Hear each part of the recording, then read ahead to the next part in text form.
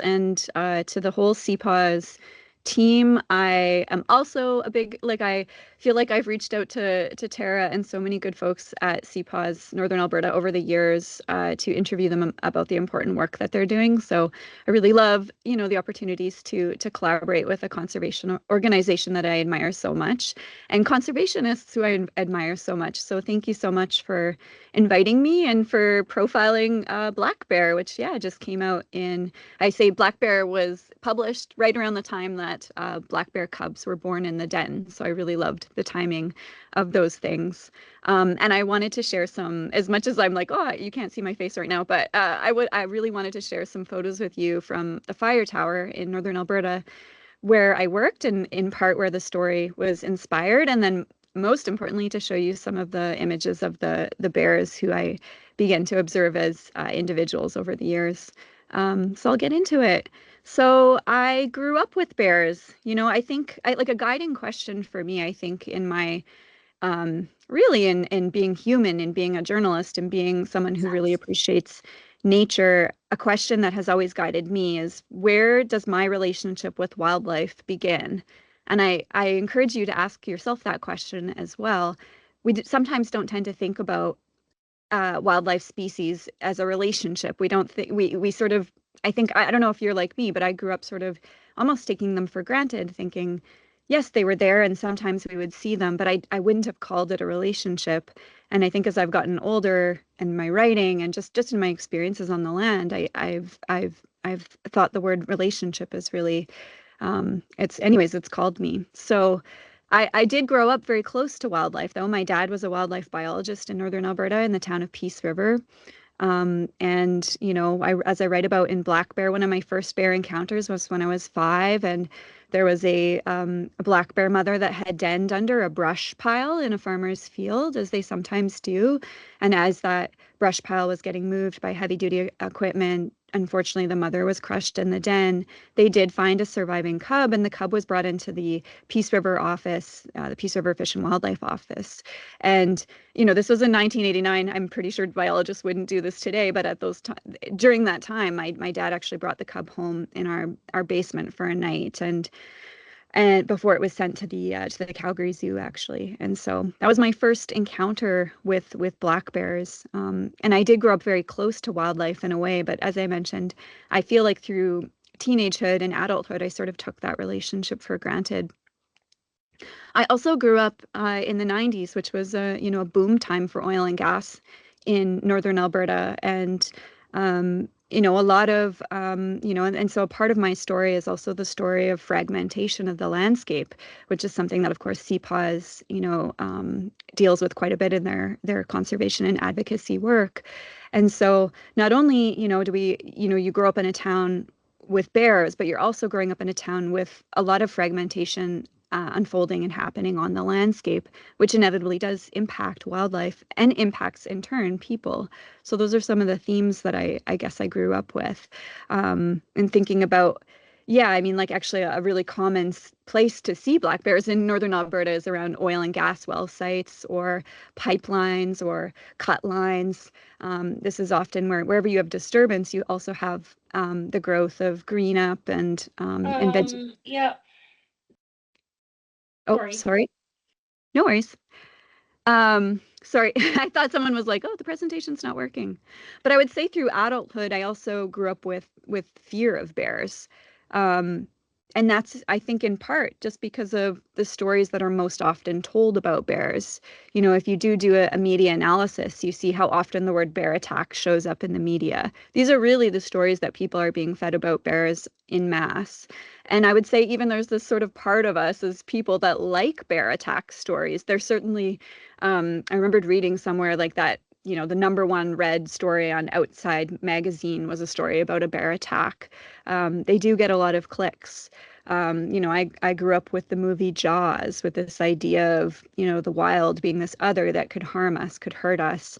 And so even though I'd had this proximity to wildlife as a young person, I think through adulthood and inevitably spending a lot of my time in towns and cities where I wasn't interfacing with wildlife, I grew to become quite afraid of bears. Um, And then in my early 30s, I found myself at the fire tower in Northern Alberta. Um, this fire tower in particular, the photo here, that fire tower is nestled between the town of High Level and Peace River. And it was an incredible opportunity to kind of reconnect with a landscape that I'd grown up on as a child and then had spent many years away from. And I'll show you a little video here to get a sense. Lookout observers, people, are sort of surprised that the job still exists. There's still 100 active fire towers in Alberta, scattered throughout the province.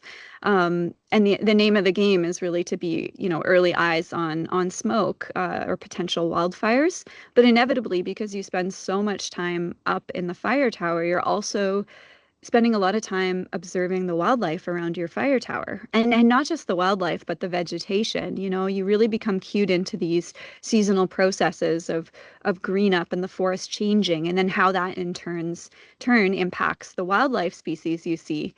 So this is Osa here. This was an early sighting of her in the spring of 2022, and I think she'd sort of denned in that area. So my time at the fire tower certainly, I think, provided me with um, a lens on the individual species that used that particular area around my fire tower. I wound up at that fire tower in 2019, and it was known as a dense, like had heard a lot of bear stories coming out of that fire tower, so I knew what I was sort of in for. But um, then when I rolled in there, I don't think I was quite so prepared for the proximity of encounters that I would have with bears. And this is an image here of I called her a very confident, dominant mother bear. I think she was an older bear actually, and I'm pretty sure she had lived in that area for quite a while with her two yearling cubs. And you make note of the bear with the little white markings on her chest. That's a bear who I would come to watch for over the 4 years that I was at that particular tower. But I'd been raised with this concept of mutual avoidance, which is coined by Stephen Herrero, who's a brilliant ecologist and has written a book that remains really influential today, Bear Attacks, Their Causes and Avoidances. And why this book was so key was that he really made that connection between bears that had become habituated or food conditioned, especially garbage bears, dump bears, and that those were the bears that would be most likely to wind up into conflict with people. That book came out in 1985, the same year I was born. And it was really, really important. And the idea was keep people away from bears and bears away from people. And the impact of that book was really positive in electrifying garbage dumps, closing garbage dumps, and trying to break that cycle of these really garbage or food conditioned bears, knowing there would be consequences. But in a modern age of being out at the fire tower where there was no food in question, there was no garbage dump, this idea of driving bears away, which is what I thought was the thing to do, just ultimately wasn't working in practice. And this is what I wrote about in the book. And I began to feel a lot of empathy for the bears as well, though, too, as much as they scared me and I had sort of this fraught relationship with them. In 2019, the year I started, was a big fire year in Northern Alberta. And this is an image of the Chuckegg Creek fire, which had started in, I think, May 11th. And then on May 30th, I believe, when I took this photo, it had jumped a fire perimeter or fire guard and blew up and was threatening the town of High Level. That evening, it burnt over the Paddle Prairie Métis settlement, which was just to the north. And I was evacuated from my tower for a few days as well, just due to the heavy smoke. But I began to hear stories as well from the wildfire rangers, of the impacts of these big fires pushing bears out into communities. And there was a higher a number of quote unquote problem bears that season. I think that would be a really interesting study for someone to take on, to look at what are the impact of these big fires on the number of encounters or quote unquote conflicts with bears in these same, is there a correlation? Anecdotally, it really seemed like there was that year.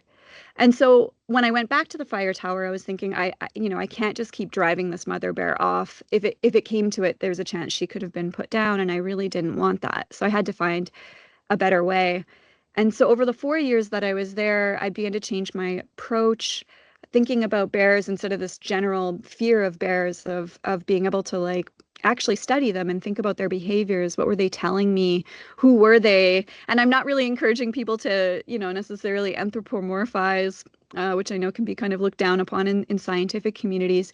But I think there's something to be said for, anthropomorphize, I think is the wrong word. I think First Nations communities are able to do this, um, do this, in a way that's not anthropomorphizing. It's relating to another species. And think I began to try to do that at the tower as well, to recognize how they were all individual, in age, in sex, in behavior, even in personality. And that in recognizing them as individuals, I would learn about these particular bears' habits or patterns, or when they would tend to show up on the landscape, and then how I could make that work, from a coexistence perspective. Now, this is a bear called Osa, and I write about her in the book. She's the little bear. She had two white crescent moons on her chest, you see in the photo here. And it was just really incredible to see her come back to the fire tower every year. When she showed up as her first summer as an independent bear, she showed up on the very same day I'd seen her mother lead her the year prior. She, climbed the same tree looking for, the sticky balsam buds that burst open in late April, early May. And I think she denned quite close to the tower. I've since learned that especially female black bears are really highly matriarchal in how they organize themselves on the landscape. The females often stay close to the place where they were born, and that's a reproductive strategy. And her mother, who is really, I think, a grandmother bear, would share space with female offspring, and that's sort of an evolutionary sort of survival, I think, thing that bears do, whereas the males would tend to roam a bit further to look for breeding opportunities and food opportunities as well. So it was a really special thing to be able to get to know her, and I think, I started to feel she was a kind of sister. I still think about her today, even though I'm not at that fire tower anymore. A friend of mine helped me design this map, and I thought it was a really cool thing. And I think we could make this for ourselves, wherever it is that we live, with all of the wildlife species that just live in our immediate sort of vicinity, just as a way to get to know, like, how are they using the landscape? When are they using the landscape? Where do they go? What trails do they use? What trails do I use? And how we make this thing called coexistence work. I think bears, I've since learned, are so wonderful at making it work. They're incredibly intelligent. They practice so much restraint. They know so much about us, which is why a large part of the reason I think that there's so few negative incidences really between people and bears every year. And so I think that what I was trying to write about in the book and communicate is that how do we move from these concepts of keeping wildlife away, and there is a time and place for that, as I mentioned, especially if a bear is food conditioned in a negative way, and that can cause potential harms, but really leaning into how do we learn more about wildlife, how do we learn more about individual species, and to be able to find better ways to coexist and share the same space, even if that's just really like our own little neighborhoods. I think we can take this, sometimes when we look at things in such a large light, it can be very overwhelming, but how do we just look at the wildlife right around our homes, right in our immediate neighborhoods, and to find ways to make that work for everyone. As a journalist, and now I'm based in Whitehorse, I've just been so fascinated to continue exploring this idea of human-bear coexistence. And it's so localized. That's the thing. People are always like, well, what should I do if I encounter a black bear or a brown bear or a polar bear? And it really depends on where you are. And because, as I mentioned, bears are so highly individual, and so are people in different cultures, right? So this is a case study I wanted to share with you. And I interviewed elders Chuck Hume and Doris Allen from the Champagne and Asiac First Nation community of Klukshu. Klukshu is a traditional salmon fishing village in southwestern Yukon, very close to Kluane National Park, if people know where that is. But it's really interesting in this community, the people's homes are built right along salmon-bearing streams, and the grizzly bears will come, especially in the late season, to feed on the salmon. And, they can, not that it's always a perfect situation, but for millennia, people have made this relationship with grizzly bears and with wolves and with other predator species work, feeding on this, this abundance of salmon. Sadly, the abundance of salmon in that watershed is not as high as it used to be, but they still are getting bears and making this work. And, here, yeah, you can see a visual of the community. Chuck lives in a cabin right along, very, very close in the corner there, in the left-hand corner there. That's Chuck's cabin. And um, and the community, the way they made it work is recognizing that bears practice natural hierarchy amongst themselves. That was one of the best tips I ever got about living with bears. Is watch bears interacting with other bears, and the way they use their bodies to communicate information. And bears do have natural hierarchy. So on this salmon stream, the big dominant females, the grandmothers, or the big males would sort of be the ones controlling rights of access to the stream. And there's an advantage to that because those older bears also have, in turn, observed quite a bit about human behavior too. And so, someone once said to me, the only way a bear gets as big as they get is because they've figured out how to survive. And a bear knows a lot about what they need to do to survive in human settlements. And this one bear they called the mayor. I think this is a photo of the mayor here, taken by Yukon-based photographer Peter Mather, who is so generous to share these images with me.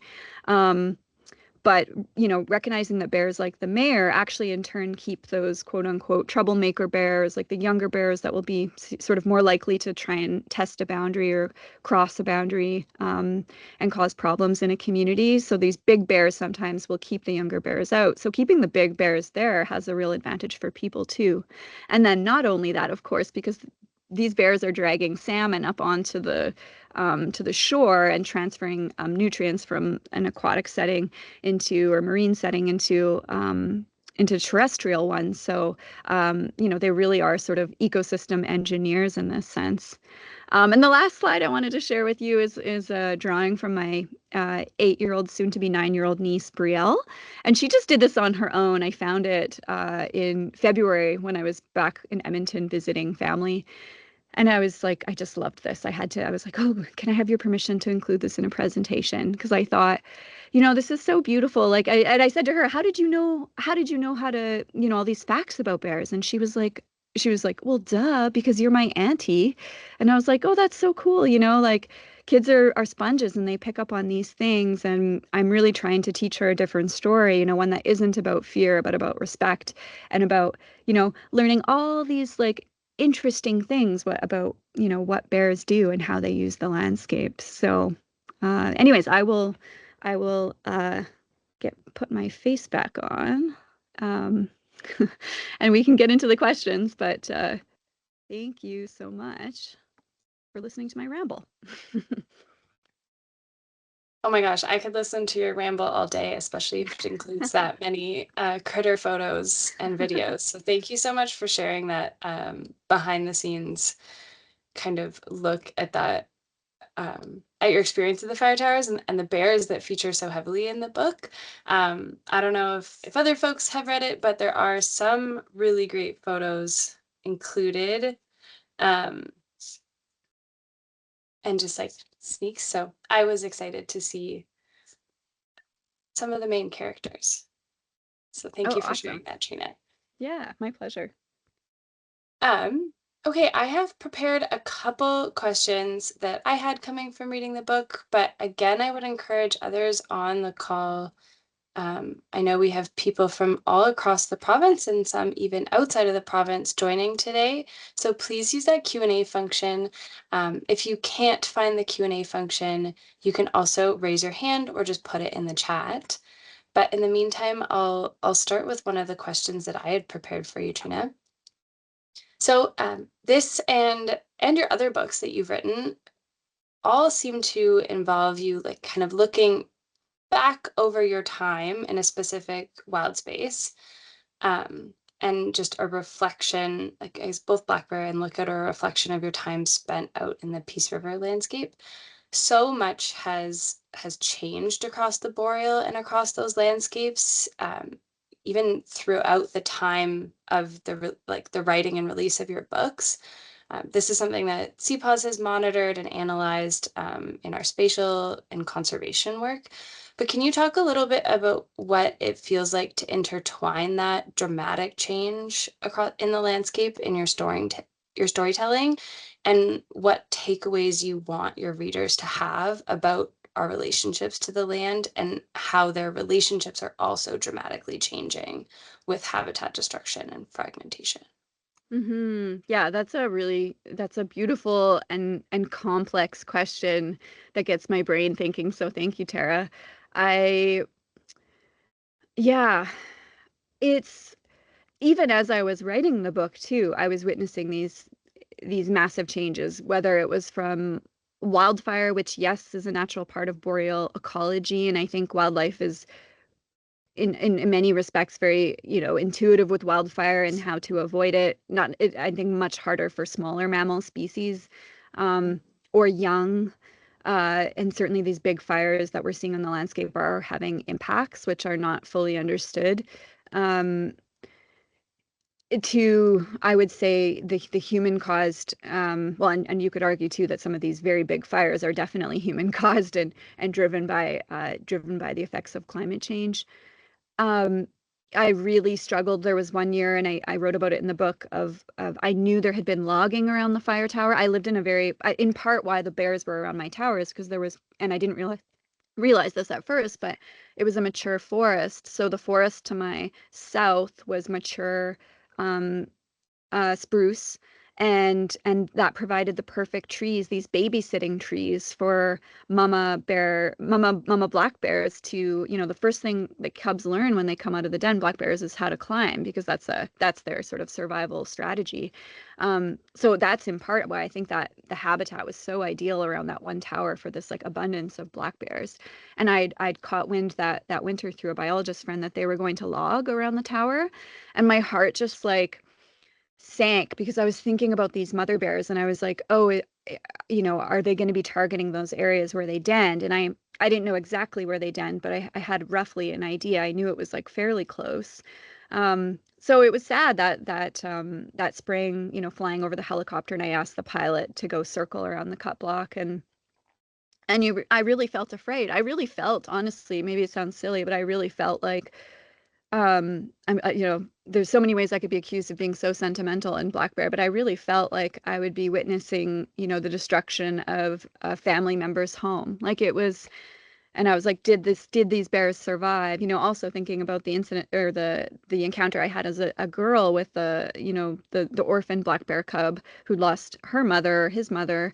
And so, yeah, like these things were really hard to grapple with, and I did want to include them in the book. And we all have our own version of that based on where we live and what land is important to us. Um, and yeah, and since in the years of being away, like and I moved from like I finished the book in 2022-ish, 2023, and then I moved to the Yukon in 2023, and I have had the chance to go back to Peace River, and yeah, and you do see these. I mean, there's just, there's such a loss of like the agricultural footprint is growing, and the loss of forests to, clearing more land for agriculture, which yes we need, but I mean a lot of that agriculture is also for biofuels, and so it's hard to see all these changes on the landscape, and I think that's something I grapple with even now living away from like the homeland where I grew up. Yeah, I find it really difficult. It does feel like, people talk about ecological grief. It does feel exactly like that. And I think I myself personally use writing as a tool to kind of try and process that and reconcile with that. While supporting or conservation groups like CPAWS to, do what we can to, try and hold politicians accountable and to push for more just land use planning, which is so badly needed in the Yukon, also in Alberta, Yeah. everywhere, really.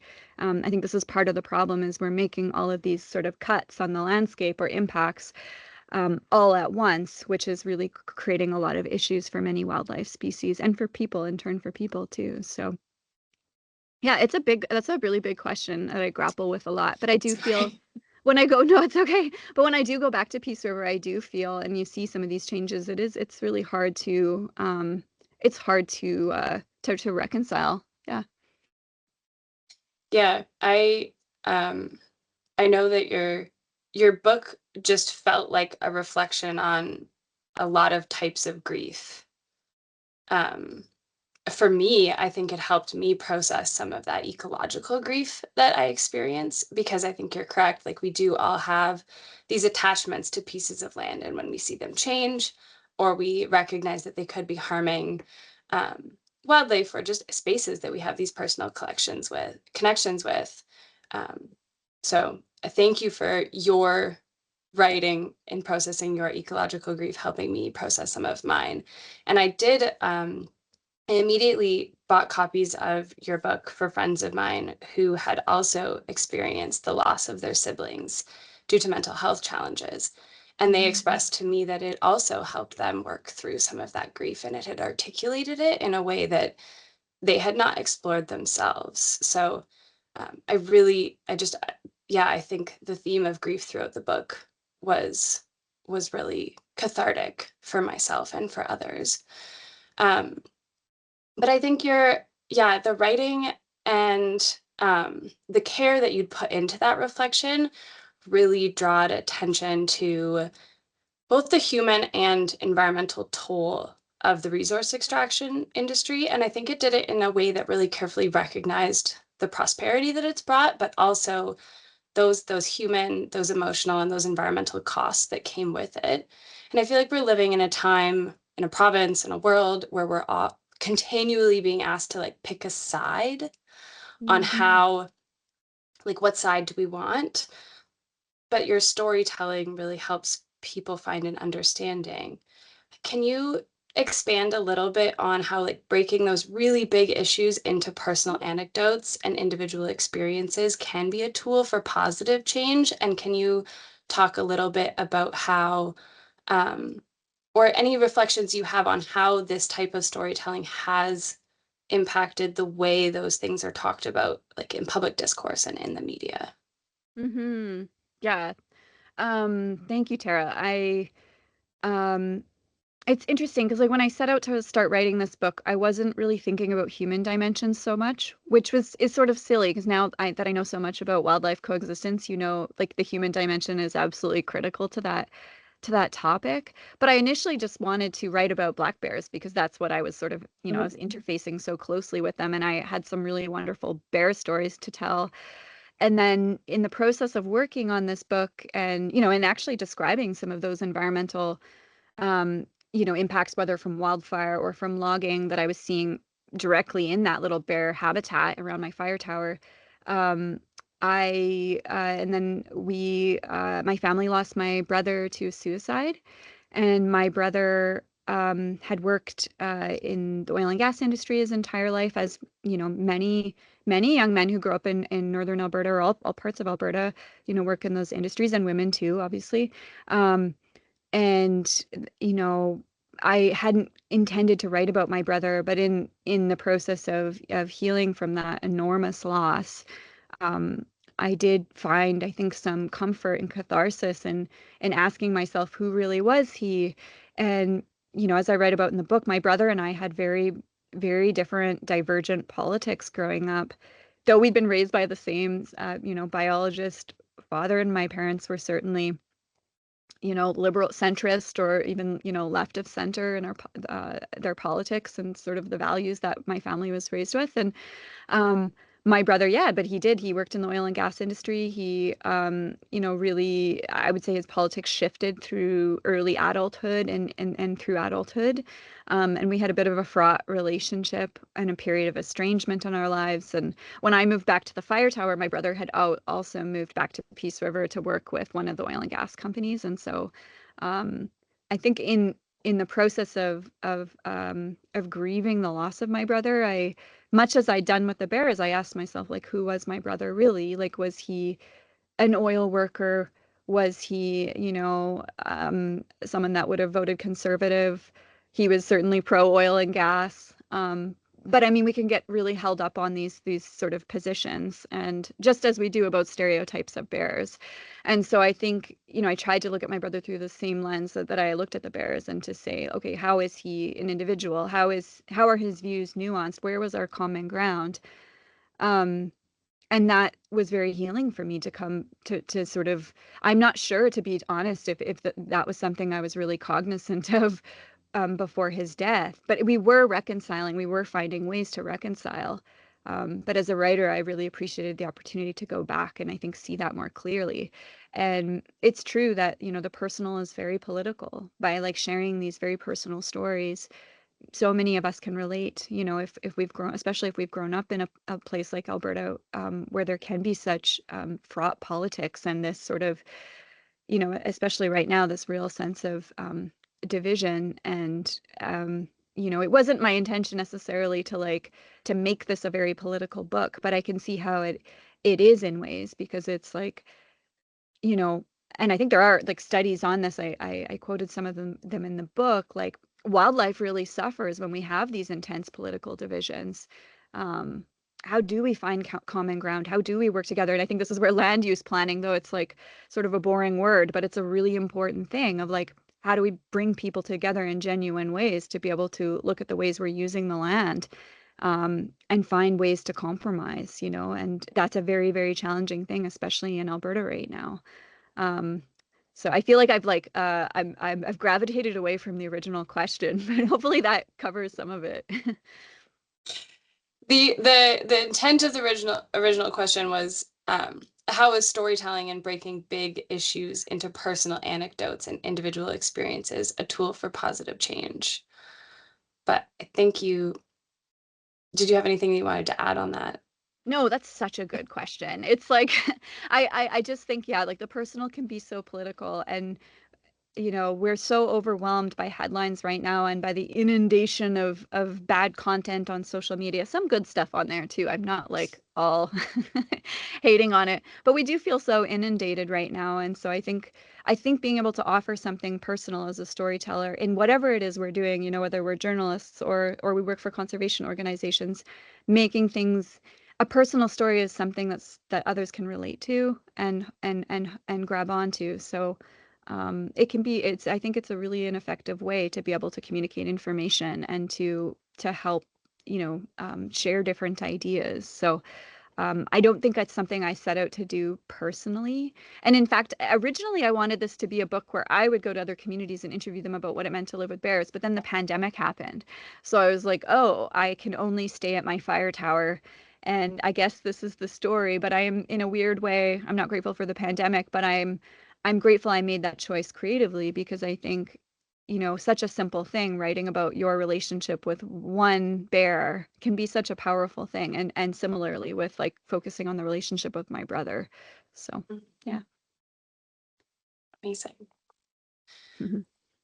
Um, Folks, I haven't seen any questions come in the chat or the Q&A, so please don't be shy. But rest assured, I still have lots of questions. Um, I really loved the kind of shift in your relationship with the bears from the beginning of the book to the end. And you touched on it a little bit in your presentation of this, like the idea of mutual avoidance to that mutual respect and understanding. I also think that it's such a timely reflection, especially here in Alberta, as the province is kind of developing new policies around bear management, around human bear conflict. And I think a lot of those conversations are escalating, and not even just bear management, but like wildlife management in general. And yeah, throughout the book, you kind of move away from that avoidance method and drawing that like line between what's yours and the bears, and move more into that understanding of, that you're in their land, and that there's this need to make space for wildlife. This is something that CPAWS is constantly trying to do on a landscape scale, is advocate for providing space for wildlife, especially when there's competing interests.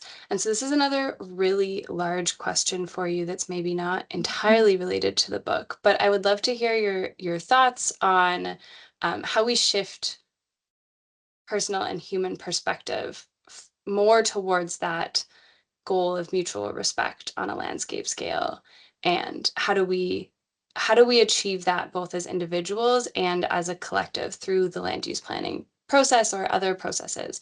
Like, are there learnings that you have had through your own personal journey from bear avoidance to mutual respect with bears that you think could be brought to a larger scale? Hmm. Oh man, Tara, you're like these questions. They're so Sorry. good. No, it's like that's honestly a question that now as a journalist I would almost want to take on. And again, I'm not sure how much I was really doing that in my book versus sharing. But it's an interesting question. I'm just gonna kind of spitball here. Yeah. At my White Horse book launch, a woman in the audience asked, and I'm not as fit because I'm so new here, I'm not as familiar with some of the management styles up here. I'm learning now. And she asked me, she said, we've taken this approach around the city of Whitehorse. So like we'll just focus smaller. The city of Whitehorse in creating these, she called them exclusionary zones for bears. Um, in like it's just sort of a hard thing. If a bear crosses that line, they're out. Like the conservation officers would use like rubber bullets or cracker shells or whatever deterrent method to push the bear species out.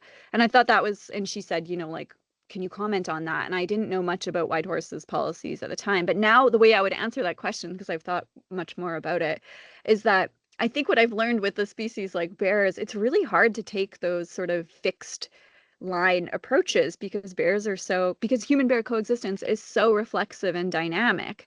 And I think First Nations communities know this too. It's like it's not necessarily like a hard line. Sometimes in some situations with some individual bears, it's a hard line that you set, especially if that bear is, like I mentioned, been garbage habituated, food conditioned, or has shown, real aggressive behavior towards people. Then there's a time and place to set a hard line with a bear.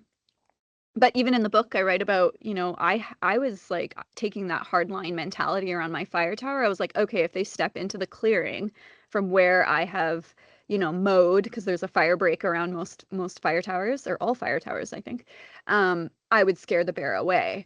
And then one day I looked out my window and there's like a female, or no, I was out in the garden. I was harvesting carrots and then I looked down and there was a mama bear nursing her cubs, and I was like, okay, so am I going to scare this bear away who's like nursing her cubs? Like, no, it felt like that would just be the most unholy thing, unsacred thing to do ever. So that was sort of a moment that I was like, oh, I think it's a very Western, very colonial idea of these fixed spaces when we think about land and when we think about land use planning. And wildlife doesn't work that way, of course. Like, the porcupine caribou herd doesn't understand, the colonial creation of political borders between the US and Canada when they're on this great migration. They're not thinking about any of those things. There's going to be like an oil and gas lease sale in the Arctic Refuge on Friday. The caribou aren't thinking about that. They're about to give birth, and that's what I'm choosing to focus on. Is it's like, look at the ways these wildlife species endure and survive despite our poor planning and despite our political strife and division. Um, the way that they exist no matter what we do. And I mean, that's not true for all species because it's taking such a toll on some species, especially woodland caribou herds in Alberta, as CPAWS is doing all this incredible work around, and this enormous fragmentation on the landscape and lack of land use planning. Um, your question is it's so interesting to think about how these personal ideas of wildlife can translate into these bigger concepts when we think about land use planning. But yeah, I think it's just like maybe just fundamentally recognizing that like it's a difficult thing to do because we're trying to put we're trying to draw these lines, but like in reality, wildlife is so reflexive and constantly shifting based on whatever environmental thing. Because it's like we can make a plan and then there's a fire. So the wildlife are going to their migration will change or their behaviors will change. So I really feel for, yeah, it's such an important thing, land use planning.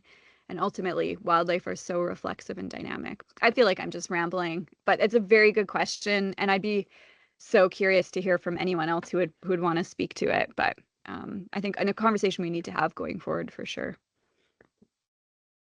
Yeah, thank you for that answer. I know Keisha, who's our executive director here at CPAWS Northern Alberta, has added a comment in the chat about how this is a really powerful argument for the importance of understanding animal behavior and responding based on that understanding rather than just drawing these arbitrary lines in the sand when we start approaching land use planning or wildlife management. So um, I also, in reading Black Bear and in reading some of your other books, and other books that Elise and my colleagues often put on our summer reading list, those personal stories and those different perspectives so often have some sort of tie or aha moments to apply to our work and just shift that understanding. So I think also gathering those perspectives is so important before we just, charge forward in land use planning or conservation work with just our singular idea of how something should go. So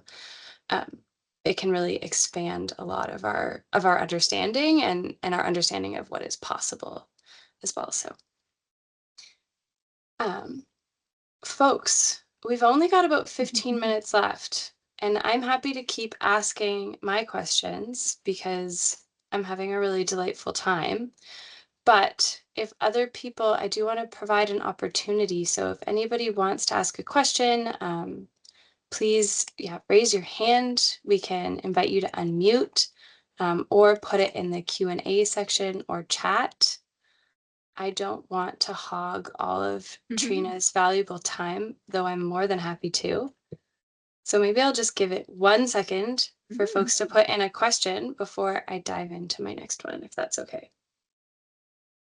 Yeah, I would love to hear from folks and answer questions. That's very kind. They're so good, your questions. I feel like I'm answering them so poorly, but I am doing my best. We're having a chat, Yeah. conversation. It is a conversation. Yeah. Yeah. Um,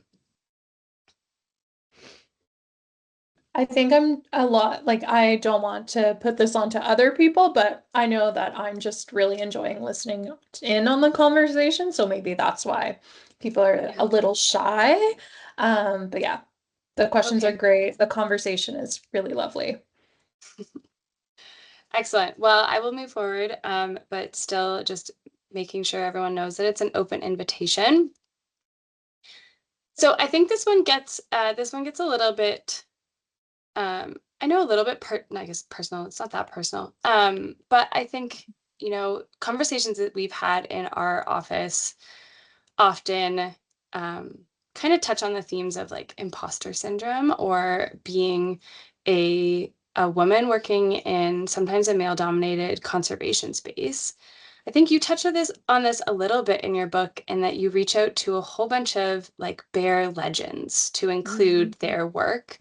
And this is also your third book covering these like themes of environment and human relationships. Um, and also, you've had 3 award-winning books, a ton of your work published in renowned media outlets in Canada. What, if you don't already, do you think it will take for you to consider yourself a legend in this genre, in this area? And what tips do you have for others who want to share their voice or their experience in this field? I hope I never ever arrived to that point where I would call myself a legend. Unless it was like for a really funny story, you know? Like there's probably some funny stories that people who work in Alberta wildfire tell about me, that aren't even in the book, which I'm okay with being that kind of legend. But that's very kind of you. I think I still feel like an imposter in literally everything I do. Except gardening. I was like really ordering my partner around last night, and I was like, I think it's because and normally he is doing that with certain things because he's like a very technical, he's got a lot of land-based skills. But I was like, oh, gardening, I definitely know what I'm doing now. And even that, I guess I don't really, because weather throws funny things at you or whatever. But I was reading this quote by Susan Orlean, who's a really fantastic nonfiction writer. She wrote like The Orchid Thief and various books, and she had a memoir come out recently, and she was writing about that she hopes she always feels like an imposter syndrome in everything she's doing because it that means that you're being incredibly empathetic and you're being um you're open to learning essentially. And I was like, that's a cool way to frame that idea of imposter. And I'm actually really trying to apply that in my journalism now too, because instead of going into a situation thinking I know everything about everything, it's like, oh no, what do I want to learn? I think I know what the story is, but and then you interview people and you're like, this is really what the story is about. So, um, yeah, I love writing human wildlife stories, like, and I love writing about what people know and feel about their, particular place that they call home and, the species that they interact with. So I want to keep doing this work if I'm able to. Um, and the advice I would give others, like related to writing or Just people that want to share their voice. Ah, I mean, we're living in incredible times for that. Like, like I mean, as much as like social media can be a difficult landscape to navigate, it's also offers so much opportunity for storytelling. And I think now with the advent of AI, like to me, it's really easy to see what has come from a true individual, what has come, spelling mistakes and all, like welcome that now because it shows that we're not relying on, you know, these systems that have been, scraped the work of journalists and creators and artists to be able to like regurgitate something to us, right? You can really tell the difference, and so I think using any platform available to write and to share, like we need expression and we need individuality, we need unique takes. And I think, yeah, the personal can be very political. We need these stories right now, speaking up for what it is that we care about, whatever species or person or community or river. We're also living in this beautiful time of like, moving towards, giving the natural world personhood. Like, is a river alive? Does a river have rights? The Ross River Denna, the Cascadena in southeastern Yukon just announced the Finlayson herd, caribou herd, a living ecological person. And I believe, I haven't dug into the story quite yet, but I believe that's the first time a species in Canada has been given sort of legal personhood. So we're moving into really interesting times, I think, with the rights of non-human kin and what we do to protect them. And storytelling is certainly a part of that. So I don't know. I mean, I think I didn't know what I was doing when I was I still don't. Like I'm calling myself a journalist now, but I didn't train in journalism. It's not my background. It's just something I'm trying to figure out to do. And I think that's, I mean, in whatever field you're in or whatever, whatever ways you want to contribute to these conversations, I think just try and to, and ask for advice, reach out to people who are doing it. And sometimes people are too busy, but sometimes people will have time for you. And um, yeah, I think it's a hard thing to put ourselves out there and to go for it, but um, I don't know. I mean, that's just the way I've done things, is just like catapult yourself into something and try and figure out how to make it work. And it feels really good doing writing and journalism because I can, share stories about things that I care about and that other people care about. So yeah, that's again a ramble. Every question I feel like I'm answering with this long ramble. Um, just before you leave, Trina, hopefully you saw that message from Scott there. Yeah, so Scott is like, now I'm living vicariously through Scott. He's a Alberta fire tower lookout and lives in this really amazing dense black bear corridor and posts lots of photos of the bears who wander by. So thank you so much for tuning in, Scott. Time for That's PM awesome. weather check. We've got one question here from Sherry. So Sherry says they live in a really an area where the local county is very slow at creating bylaws for proper garbage disposal and education awareness for new residents on how to coexist with bears and wildlife. Do you have any suggestions for movement on both of these concerns? That's a great question. Yeah, I mean, it's like I was thinking about this last week because I went to a garbage dump for a story about grizzly bear human coexistence in Haines Junction, which is a little community close to Kluane National Park. And it's like the story of garbage, though we don't like to think about it, is just such a huge part about what it means to live with bears, past and present. And it's like, it's just this thing that we struggle to like, we're just like such a messy species. And I think really struggle to, to address that. Um, I mean, for moving, like bylaws forward, I mean, I think like public pressure really is what, public pressure is essentially what, causes elected officials to act on things. And so the more that we are vocal about the need for it and is really like I think we need to write letters to our politicians. We need to make social media posts. We need to call people, all of these things that hold our elected officials accountable. And for people, I mean, okay, I'll credit the North Shore Black Bear Society in North Van. I recently connected with them when I was in Vancouver, and they're doing such excellent work to, educate neighborhoods in North Van where there's a high density of black bears of what to do with their garbage and compost. So I think education really is where it's at. So is that hosting maybe a community event where you could invite a conservation officer to come on like best practices for waste management. I think I really am like trying to lean. It's like we rely so much on social media, and I think the importance of like human gathering and public things is so critical right now. And I think people are really looking for, in fact. Another one is that like it's like, oh well, everyone says carry bear spray, but like the reality is most people would have no idea how to use it. They don't know what it would be like to fire it off, and so um like some people are like, oh, well, we need to have like more, sessions where you can get these like inert bear sprays where you spray it. I'm not sure if people have used it, and it's like not pepper spray, so no one's eyes or skin or whatever is going to get damaged.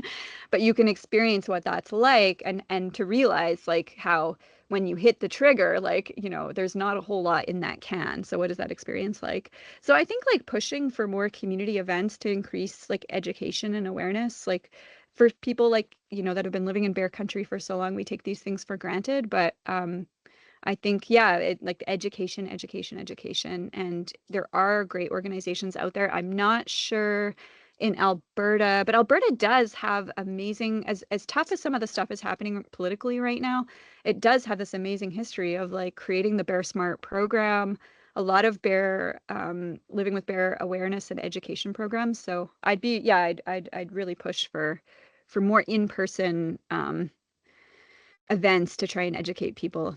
Yeah. Thanks, Trina. And Sherry, it sounds like you've got some homework. You got to reach out to your municipal elected representatives and host a community gathering on how to live with bears and manage your garbage. It's exciting to get homework at a lunch webinar. I didn't, yeah. You could also push for them to do that. I mean, yes. Yeah. Yeah. Not to put it all on Sherry. Folks, we are out of time for the webinar today, but I just have like a couple, I guess, closing comments and gratitude. Trina, thank you so much for for writing this book because I loved it and devoured it. But B, for taking time to have a conversation about it and how it applies kind of broadly to conservation. So thank you so much for coming today. I also want to give a really big shout out to my colleague Elise, who puts a lot of time and effort into our summer reading list every year. As I mentioned, I think reading these books gives me a lot of perspective and opens my mind, or at least gets me out of some of the rabbit holes I get down into how we can think about our province and the land from different folks. So I please encourage everybody to check out our summer reading list this year. And at least hopefully we'll put that in the chat again.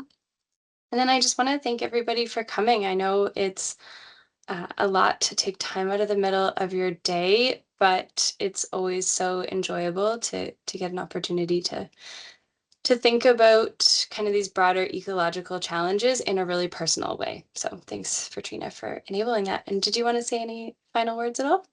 Oh yeah, just I'm seeing some of the comments. I just want Okay. to thank everybody for tuning in, Tara and Elise for hosting this great event, to the whole CPAWS Northern Alberta chapter team for the amazing work and important work that you guys are doing. And yeah, thank you for reading, and I hope folks will, I don't know, I mean, have positive bear experiences of their own this summer. And if you ever want to reach out to me, I love to hear from readers. It's really nice. I also have a newsletter that I'm trying to promote too. So if you want to tune into that, you can find that a link for that to subscribe on my website. I'll just put it in the chat. But yeah, just wanted to say thank you, and wishing everybody a wonderful summer and safe summer with bears. Carry bear spray and try and learn how to use it. That's great. Thank you so much, everybody. I really appreciate everyone coming, and I hope that you have a really wonderful rest of your week. Awesome. Thank you.